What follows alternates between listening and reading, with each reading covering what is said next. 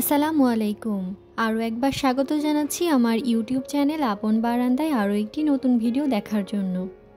আজকের ভিডিওটির বিষয় হচ্ছে যে কোকোপিট কী থেকে তৈরি হয়, কোথায় পাওয়া যায়, কোন কোন গাছে ব্যবহার করা হয়, কী কারণে ব্যবহার করা হয়। এইটা মূলত নারিকেলের ছোবড়া বা খোসা গুঁড়ো প্রচুর পরিমাণে কুচি করার পর মূলত মেশিনে গুঁড়ো করে এভাবে বিক্রি করা হয়।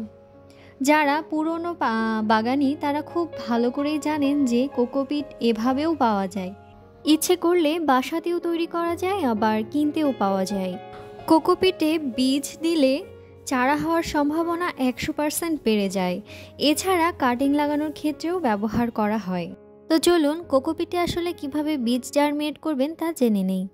আমি এখানে একটি ছোট্ট প্লাস্টিকের বোল নিয়ে নিয়েছি এবং বোলের ভেতরে ছোট্ট একটা ছিদ্র করে নিয়েছি। এখন আমি দেখাবো যে কিভাবে বীজ থেকে কোকোপিটে চারা করবেন।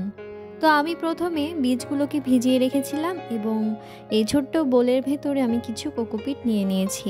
আমি এখন কোকোপিটের ভেতর 4-5টি বীজ রেখে দেব। কোকোপিট আসলে প্রচুর পরিমাণে পানি ধরে রাখতে পারে। এ কারণেই মাটি তৈরির ক্ষেত্রে ব্যবহার করা হয়। কারণ সয়েলের সাথে গাছ অনুযায়ী কোথাও 30%, কোথাও 40%, কোথাও 20% এইভাবে ব্যবহার করা হয়। কোকোপিট ব্যবহার করলে মাটিটা অনেক বেশি নরম থাকে। যাই হোক, কথা বলতে বলতে কিন্তু আমি বীজগুলোকে বসিয়ে দিয়েছি। এখন আমি বীজের উপর দিয়ে সামান্য পরিমাণ কোকোপিট ছড়িয়ে দেব, আর এরপর স্প্রে করে পাত্রটিকে আমি ছায়ায় রেখে দেব।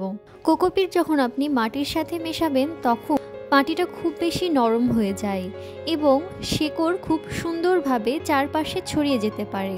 আমি বলেছিলাম যে কোকোপিটে চারা করার সম্ভাবনা কিন্তু 100% বেড়ে যায়। দেখা যাচ্ছে বীজগুলো 5 দিন পরেই জার্মিনেট হওয়া শুরু করে দিয়েছে।